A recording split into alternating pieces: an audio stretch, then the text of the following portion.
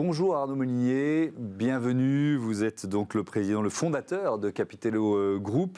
Alors peut-être un mot de Capitello Group d'ailleurs. Il y a plusieurs métiers différents chez vous. Alors Capitello Group, il y a 3 métiers. Ouais. Des médias, il y a du médical, avec la création de l'Oxamed, que j'ai créé avec quelques associés, au moment du début de la crise pandémique. Et puis il y a des nouvelles mobilités, avec Capitello Move, dont je suis cofondateur, avec un ex du groupe Renault, dans lequel j'ai été. D'accord. Et on va évidemment parler de Capitello Move plus en détail. Vous investissez dans les nouvelles mobilités, c'est ça Alors globalement, le groupe Capitello a pour vocation d'aller, votre émission s'appelle Smart Impact, dans l'impact sociétal positif. Voilà.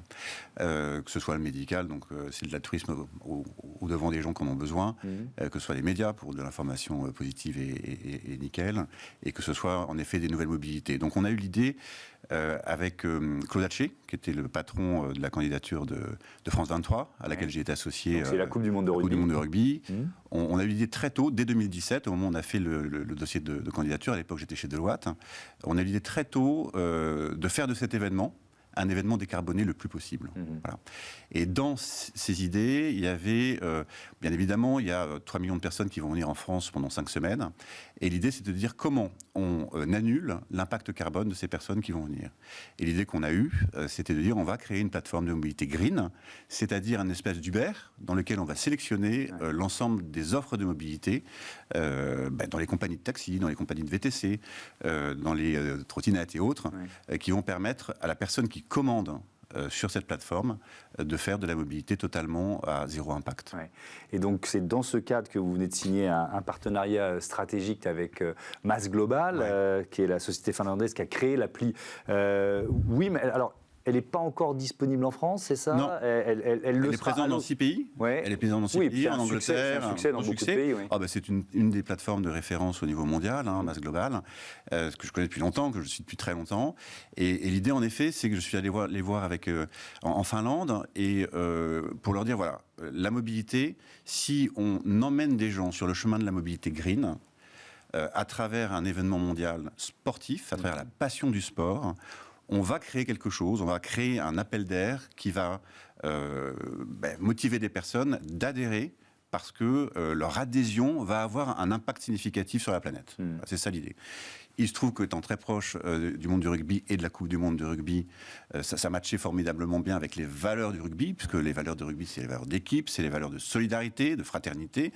Et donc, les Finlandais, qui ne sont pas des joueurs de rugby pour autant, ont trouvé l'idée très bonne. Et on a décidé de s'associer en créant en effet WIM France, qui est une JV, dans lequel Capitello Move est majoritaire. Donc c'est une société française, une joint venture, dans lequel les Finlandais apportent toute leur technologie, c'est-à-dire ils ont investi énormément d'argent dans cette techno qui est très très en avance de phase, mondialement, et mondialement reconnue. Et donc il va permettre... Alors l'idée, c'est un point de départ. L'idée, c'est une création d'entreprise française qui va opérer et qui va se lancer avec un partenaire de lancement qui est la Coupe du Monde de rugby. Excusez-moi du peu, donc c'est pas rien. C'est pas mal du tout pour démarrer.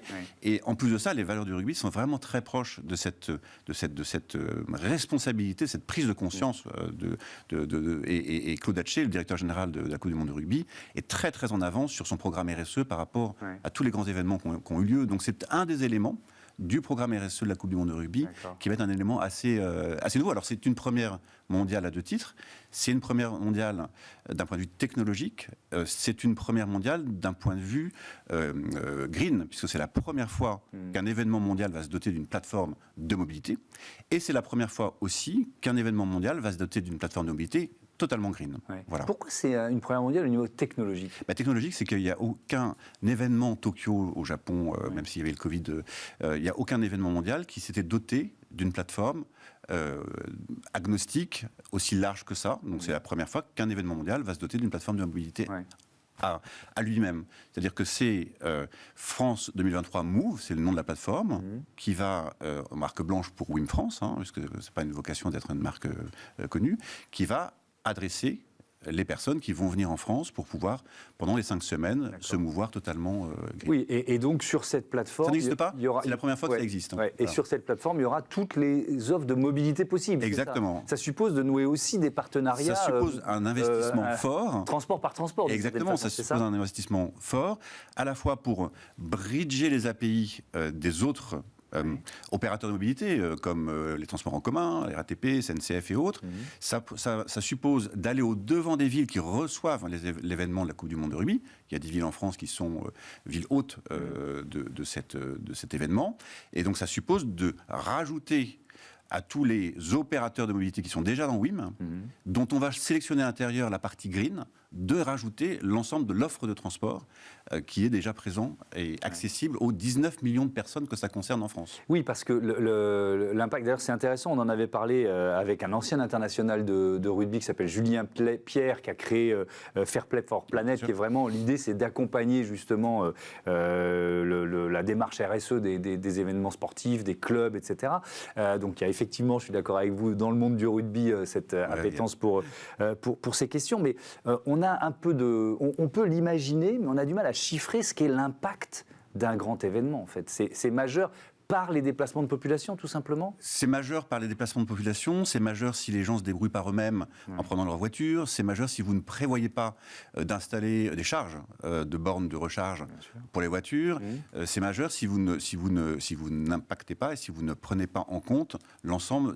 Soit l'événement est un événement qui est juste une diffusion télévisée, et à ce moment-là, vous ne vous occupez de rien autour, soit l'événement est un événement qui change la donne dans un pays, dans un environnement, etc. Ce qui est le cas pour la France, pour 23, comme pour 24 pour les Jeux Olympiques. Et je crois que les Français, dans la manière dont ils organisent l'événement international, moi qui ai vécu Paris 2012, la candidature de Paris 2012 contre Londres, qui ai vécu France 2023 par rapport à un certain nombre de candidatures étrangères, les Français ont intégré dans leur cahier des charges de réponse cette notion RSE à très haut niveau. C'est-à-dire de dire, c'est pas qu'un événement à l'instant T.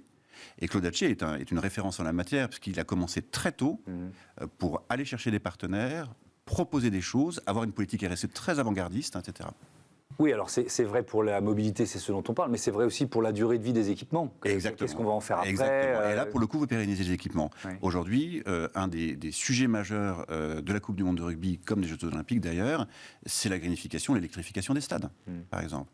Il est évident que 2 événements de cette échelle-là sur le territoire national va accélérer la greenification par l'électrification des stades et de leur environnement. Quand vous irez demain au Stade de France en 2025, je pense qu'il y aura plus de bornes électriques pour recharger votre voiture électrique qu'il en existe aujourd'hui, etc. Donc c'est plutôt des impacts positifs. Mais il faut pousser, il faut fédérer.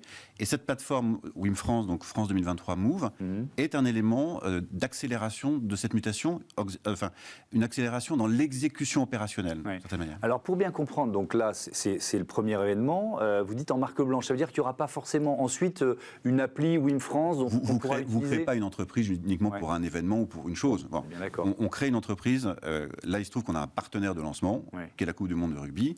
Le but du jeu tout simplement, c'est de proposer cette plateforme qui va grossir au fur et à mesure de façon cinétique et synergique, d'offrir cette plateforme à l'ensemble des organisations qui font des événements, que ce soit le foot, que ce soit les Jeux Olympiques, etc. Donc c'est pas uniquement, on risque demain de ne pas avoir que comme partenaire l'événement national, mais on risque d'avoir, on a déjà des relations avec les fédérations internationales qui sont très intéressées par ce qu'on fait. Parce qu'il est évident que ce serait mieux et plus simple d'industrialiser ce type de plateforme green pour pouvoir proposer du green partout où il y a un événement qui se passe dans le monde. Oui, mais alors je pose la question différemment, elle ne devait pas être bien formulée pour bien comprendre. Est-ce qu'il y aura une appli WIM France? Oui, d'accord. On pourra utiliser en dehors des événements sportifs. Absolument. La réponse est oui, absolument. Mais le gros de l'appli WIM France va être France 2023 Move, parce que bien évidemment, cette marque, ce flagship, est une marque de passion, est une marque d'intérêt pour l'ensemble des personnes qui vont et qui aiment le rugby. Et alors, vous l'avez évoqué, Paris 2024, c'est déjà bouclé, vous aurez un rôle à jouer, qu'est-ce qui est prêt? On commence par le rugby, et puis après, on est dans un monde de concurrence et de liberté, mais après, en fonction, ça va se décider avant l'été, je pense, en fonction, on va voir vers où on a envie d'aller, et ce que nous demandent les personnes qui font des événements de ce type-là. Bon, eh ben on suivra ça. Merci beaucoup Arnaud Molinier, à bientôt sur Bismart. C'est l'heure de notre débat, on parle agriculture tout de suite.